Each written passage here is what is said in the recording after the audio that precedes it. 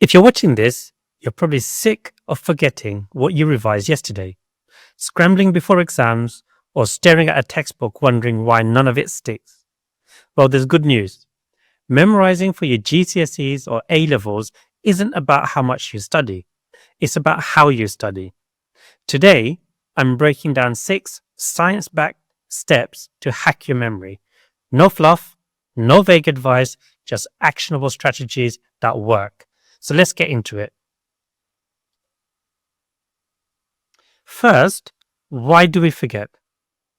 Imagine your brain is a leaky bucket. You pour in hours of revision, but half of it drains out overnight. That's not laziness, it's the Ebbinghaus forgetting curve. A 19th century psychologist proved we forget roughly 50% of new information within 24 hours if we don't review it. Picture a graph nosediving like a roller coaster. That's your memory fading. But here's the fix: spaced repetition. Instead of cramming, you review strategically. But more on that later.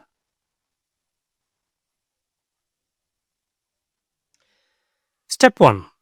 Active recall. Let me guess. You reread notes, highlight textbooks, and think you've studied. Wrong. Passive review is like skimming a Netflix summary and claiming you watched the show.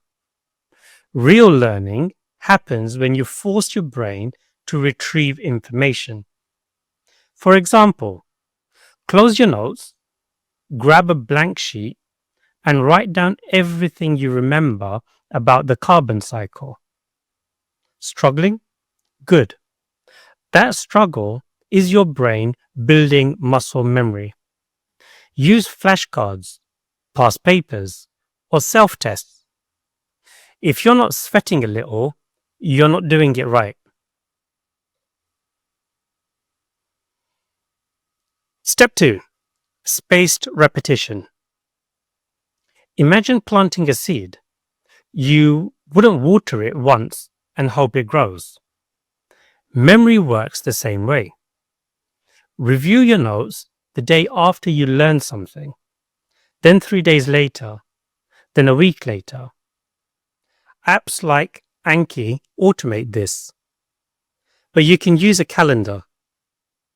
Think of it like this: every time you review, you're hitting a save button in your brain. Cramming is like slamming the save button 100 times in one day. It doesn't work. Space it out and you'll save it forever. Step 3. Chunking. Ever tried memorizing a 12-digit number?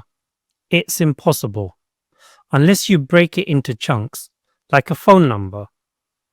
Your GCSE and A-level content is the same.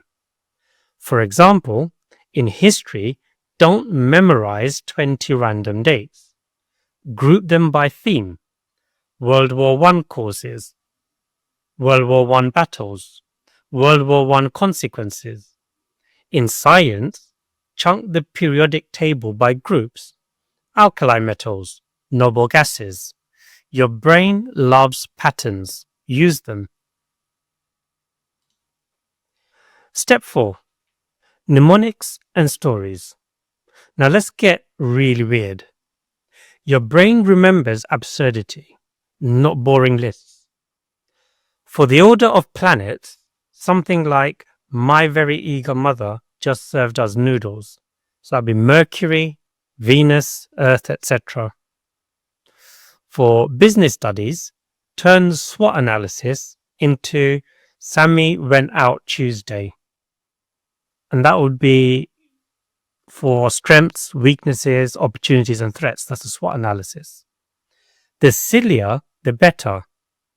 Or create a story. Imagine Winston Churchill riding a tank while texting the big three at Yalta. Visual, emotional, memorable. Step 5. Teach it. Einstein said, if you can't explain it simply, you don't understand it well enough. Grab a teddy bear, your dog, or your bathroom mirror. Explain photosynthesis out loud, like you're reading to a 10-year-old or you're teaching a 10-year-old. If you stumble, you found a gap.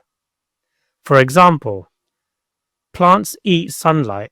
No, wait, they convert light into glucose using chlorophyll. Record yourself or teach a friend.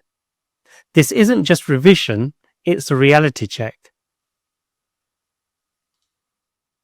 Step 6. Visual and sensory memory. Your brain is a Netflix algorithm. It craves visuals and emotion. Turn the nitrogen cycle into a mind map with neon arrows and doodles. Use red for danger, key facts you always forget. Green for go, stuff you know. Or record a dramatic voice note about Macbeth's ambition and listen while walking. The more senses you involve, the deeper the memory. Bonus: smell is strongly linked to memory. Chew mint gum while studying, then chew it in the exam. Now, what not to do? Passive highlighting, useless. You're just coloring a textbook. Cramming, you'll forget 80% by next week. Multitasking, if you're scrolling TikTok while studying, you're lying to yourself. Focus for 25-minute bursts, then take a 5-minute break. And if you're thinking, but I work better under pressure, no, you don't.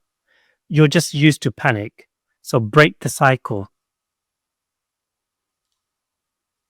So here's a quick recap. Test yourself actively. Space out reviews. Chunk information. Use mnemonics. Teach it and make it visual. Pick one technique today. Don't overwhelm yourself. Try active recall with flashcards or explain a topic to your cat.